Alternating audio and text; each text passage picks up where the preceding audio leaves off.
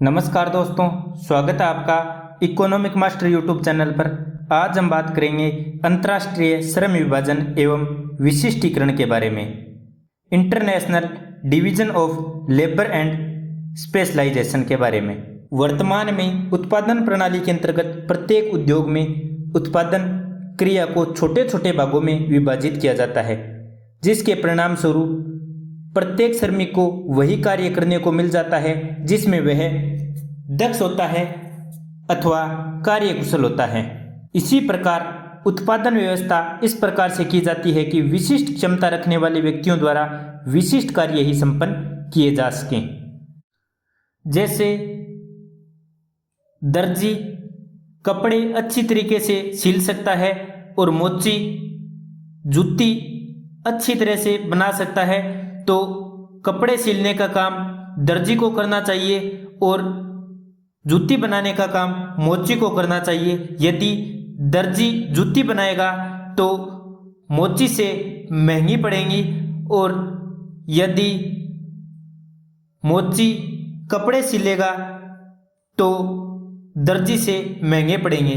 अतः जिसे जो काम अच्छी तरह से आता है वही काम उसे करना चाहिए। श्रम का विभाजन हो जाता है किसमें? जिसे जो काम अच्छी तरीके से आता है उसमें। हेरोड के अनुसार जब विनिमय श्रम विभाजन के द्वारा ही आवश्यक हो जाता है तो विदेशी व्यापार उस समय शुरू हो जाता है, जबकि श्रम विभाजन राष्ट्रीय सीमाओं को पार करके अंतर्राष्ट्रीय बन जाता है। विदेशी बाजार में सभी वस्तुओं की मांग समान नहीं होती। यदि किसी देश की कार्यशील जनसंख्या यानी पूरी की पूरी श्रम शक्ति वस्तुओं की मांग के अनुपात में विभाजित कर दी जाए तो हो सकता है कि किसी वस्तु विशेष के मितव्ययतापूर्ण उत्पादन के लिए पूर्ण श्रम विभाजन अपर्याप्त सिद्ध हो। देश को आत्मनिर्भर बनाने के लिए यह आवश्यक हो जाता है कि श्रमिकों का एक बड़ा भाग प्रमुख वस्तुओं के उत्पादन में लगा हुआ रहे। ऐसी स्थिति में बची हुई श्रम शक्ति अन्य उत्पादों के लिए पर्याप्त नहीं हो सकती। अतः इन वस्तुओं की कमी को अंतर्राष्ट्रीय श्रम विभाजन द्वारा दूर किया जा सकता है। इसी संदर्भ में हेरोड ने कहा है, प्रत्येक देश को केवल उन्हीं वस्तुओं का उत्पादन करने दिया जाना चाहिए जिन्हें वह कम लागत पर अथवा सस्ता उत्पन्न कर सके।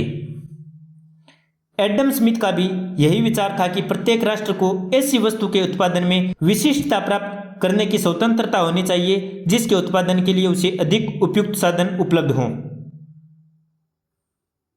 एडम स्मिथ ने श्रम विभाजन के महत्व पर प्रकाश डालते हुए कहा कि यह आय में वृद्धि का आधार है। क्या? श्रम विभाजन।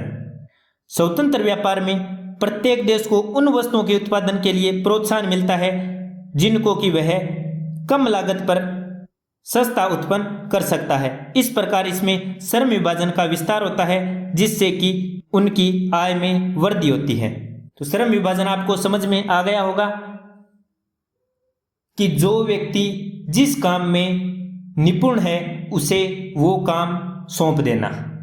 जैसे कोई पढ़ने में निपुण है तो उसे पढ़ने में लगा देना, कोई खेल में निपुण है तो उसे खेल में लगा देना, कोई खेती में निपुण है तो उसे खेती में लगा देना। तो जिसको जो काम अच्छे तरीके से आता है वो काम उन लोगों में बांट देना क्या है? श्रम विभाजन। अंतर्राष्ट्रीय श्रम विभाजन का महत्व है। एडम स्मिथ ने कहा है, एक परिवार के प्रत्येक बुद्धिमान स्वामी यह करता है कि वह उस वस्तु को तैयार करने का कभी प्रयत्न नहीं करता जिसकी लागत उसे उस वस्तु को बाहर से क्रय करने की अपेक्षा अधिक होती है। यानी आप देखो, ऐसी चीज घर पर थोड़ी बनाओगे जो बाजार में आपको सस्ती मिल जाए, वही सेम चीज। तो सीधी सी बात है, परिवार का स्वामी ऐसी चीज नहीं करता। तो एडम स्मिथ के अनुसार परिवार के लिए जो बुद्धिमत्ता की चीज लागू होती है वही चीज राज्यों के लिए भी लागू होती है। एडम स्मिथ के शब्दों में कहें तो जो कुछ प्रत्येक परिवार के लिए बुद्धिमानी का आचरण है वह एक बड़े राज्य के लिए मूर्खतापूर्ण नहीं हो सकता। इनके अनुसार यदि कपड़े का उत्पादन इंग्लैंड में सस्ता हो सकता है तो पुर्तगाल में उसे उत्पादन करना आर्थिक दृष्टि से अनुपयुक्त होगा। इसी प्रकार यदि अंगूरों का उत्पादन पुर्तगाल में सस्ता हो सकता है तो इंग्लैंड में उत्पन्न करना भारी भूल होगी। इंटरनेशनल इकोनॉमिक्स पुस्तक किसकी है? R.F. हेरोल्ड की। Wealth of nation Adam Smith की। ये पुस्तक भी दोनों याद रखना। इस प्रकार से अंतर्राष्ट्रीय श्रम विभाजन में विश्व के सभी देशों को अंतर्राष्ट्रीय व्यापार करने पर लाभ प्राप्त होता है। यानी जो चीज सस्ती स्वयं उत्पादन कर सकते हैं उसका उत्पादन कर लेंगे, जो चीज सस्ती बाहर से मंगवा सकते हैं वो मंगवा लेंगे। तो इस प्रकार से आयात निर्यात हो जाएगा आपस में और दोनों के लिए यानी सभी के लिए लाभदायक होगा। वास्तव में यह तुलनात्मक लागत सिद्धांत का ही मूल रूप है जो आगे चलकर विकसित किया गया और समय समय पर संशोधित किया गया। मुख्य उद्देश्य क्या है? लाभ में वृद्धि करना। अंतर्राष्ट्रीय श्रम विभाजन से किसका जन्म होता है? उत्पादन के विशिष्टीकरण का जन्म होता है। यानी एक देश है वो स्पेशलाइज्ड बन जाता है किसी स्पेशल वस्तु में। जैसे वर्तमान में भारत फार्मास्यूटिकल उद्योग यानी दवा उद्योग में विशिष्टता रखता है, अमेरिका टेक में विशिष्टता रखता है।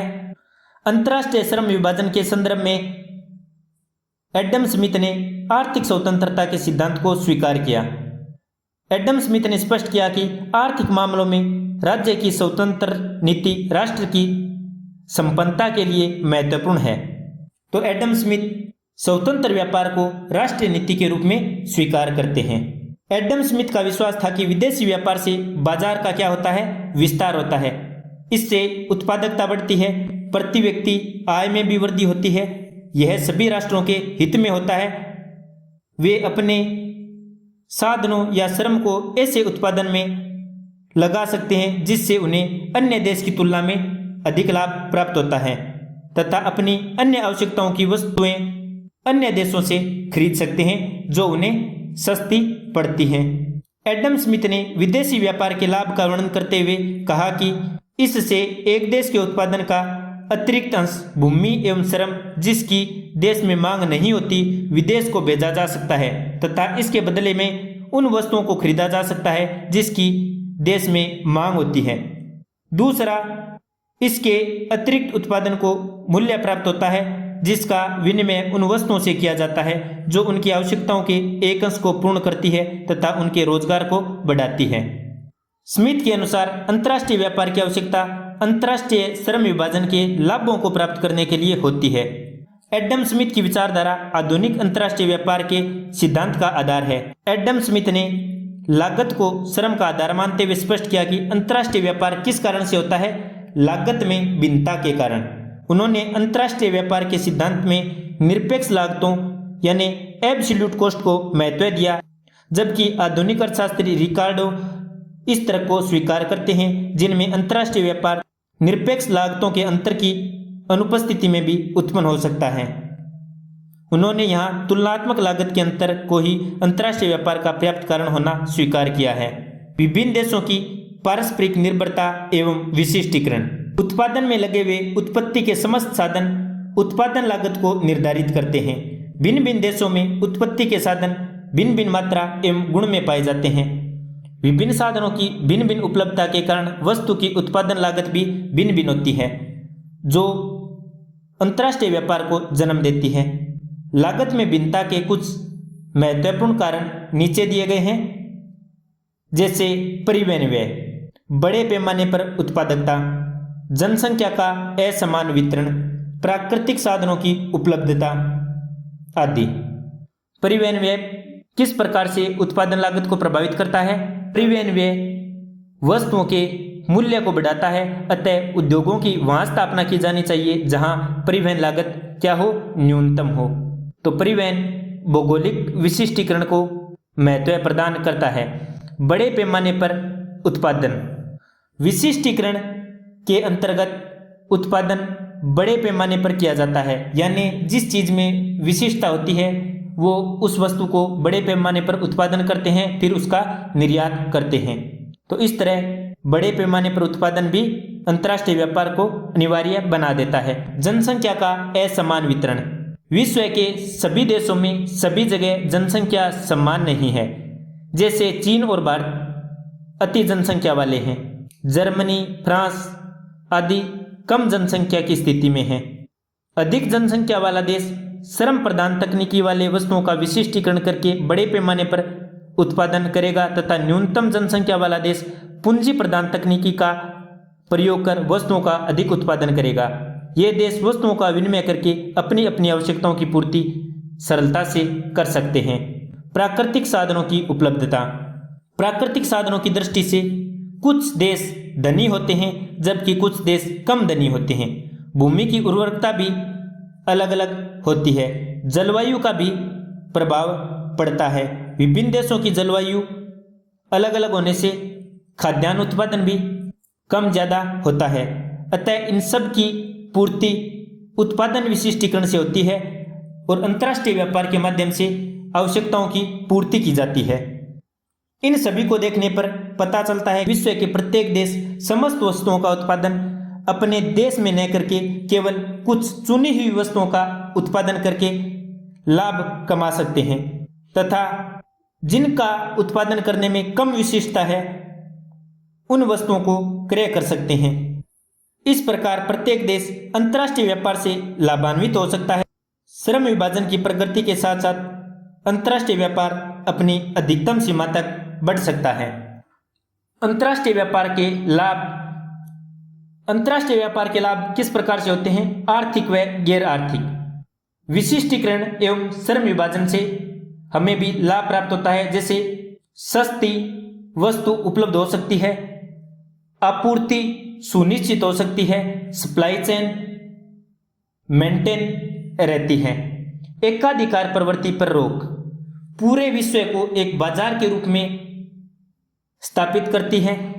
इसमें उपभोक्ता सस्ती वस्तुओं को अपनी इच्छानुसार किसी भी जगह से या किसी भी देश से खरीद सकते हैं, जबकि अच्छे लाभ वाली जगह अपने माल को बेच सकते हैं। उदाहरण के लिए देखें तो रूस यूक्रेन की लड़ाई में भारत द्वारा राष्ट्रहित के मध्य रसिया से सस्ता तेल का समझौता किया गया। रसिया पर लगाए कई प्रतिबंधों के बावजूद भी ओपेक अपना उत्पादन कम करके तेल को महंगा करने का प्रयत्न करता है या एकाधिकार जमाने की कोशिश करता है ताकि उसे अधिकतम लाभ प्राप्त हो सके। अविभेदात्मक प्रकृति यानी कच्चे माल की उपलब्धता सभी के लिए सुलभ हो जाती है। कोई भी देश कच्चे माल के लिए अंतर्राष्ट्रीय बाजार में अपनी मांग रख सकता है। पहले ब्रिटेन जैसे देश ने कच्चे माल के लिए ही अनेक देशों को अपना उपनिवेश बना लिया था। चीन ने जापान के मंचूरिया क्षेत्र पर आक्रमण कच्चे माल के लिए ही किया था। समस्त देशों के हितों की रक्षा। अंतर्राष्ट्रीय व्यापार से समस्त देशों को हित होता है, यानी अपनी आवश्यकता की वस्तुएं सस्ते दामों में उपलब्ध हो सकती हैं तथा अपनी विशिष्टता युक्त वस्तु को बेचने के लिए बाजार उपलब्ध होता है। अंतर्राष्ट्रीय सहयोग को बढ़ावा मिलता है। वर्तमान में आर्थिक संबंध सभी संबंधों की तुलना में अधिक महत्वपूर्ण बनते जा रहे हैं। अंतर्राष्ट्रीय व्यापार से तभी प्रगति की जा सकती है जब वैश्विक शांति हो, अंतर्राष्ट्रीय मौद्रिक प्रणाली हो, विश्व बंधुता हो। अतः अंतर्राष्ट्रीय व्यापार अंतर्राष्ट्रीय सहयोग को बढ़ावा देता है। किसी भी प्रकार की समस्या अंतर्राष्ट्रीय व्यापार को प्रभावित कर सकती है। उदाहरण के लिए कोविड-19 के दौरान खाद्य आपूर्ति की समस्या, सेमीकंडक्टर की आपूर्ति की समस्या, किसकी वजह से? चाइना के साथ तनाव की वजह से और कोविड-19 की वजह से। अगला अंतर्राष्ट्रीय व्यापार से लाभ क्या होता है? प्राकृतिक संसाधनों का अनुकूलतम प्रयोग, यानी अनेक क्रेता व अनेक विक्रेता के विकल्प उपलब्ध होते हैं, तो ये अल्प क्रेताधिकार तथा अल्प विक्रेताधिकार का विरोध करता है। तो प्राकृतिक संसाधनों का अनुकूलतम रूप से उपयोग किया जा सकता है। उच्च जीवन स्तर। अंतर्राष्ट्रीय व्यापार संसाधनों तक पहुंच, सप्लाई चेन मेंटेन रखने में आवश्यक व विलासी वस्तुओं तक पहुंच बनाए रखने में मदद करता है। अंतर्राष्ट्रीय व्यापार से उस देश को विशिष्टता प्राप्त रखने वाली वस्तुओं में लाभ होता है। कच्चे माल बेचने से लाभ होता है, जिससे वहां के लोगों का जीवन स्तर सुधरता है। श्रम व पूंजी में गुणात्मक परिवर्तन आता है। नवीन प्रयोग, तकनीकी विकास, कौशल विकास यानी प्रशिक्षण, शिक्षा आदि के माध्यम से होता है। इस तरह से अंतर्राष्ट्रीय व्यापार आर्थिक व गैर आर्थिक रूप से लाभदायक भी होता है। आशा करता हूं दोस्तों आपको अंतर्राष्ट्रीय श्रम विभाजन सिद्धांत एवं विशिष्टीकरण तथा अंतर्राष्ट्रीय व्यापार का लाभ समझ में आ गया होगा। धन्यवाद। अगले वीडियो में मिलेंगे नए टॉपिक के साथ। जय हिंद, जय भारत।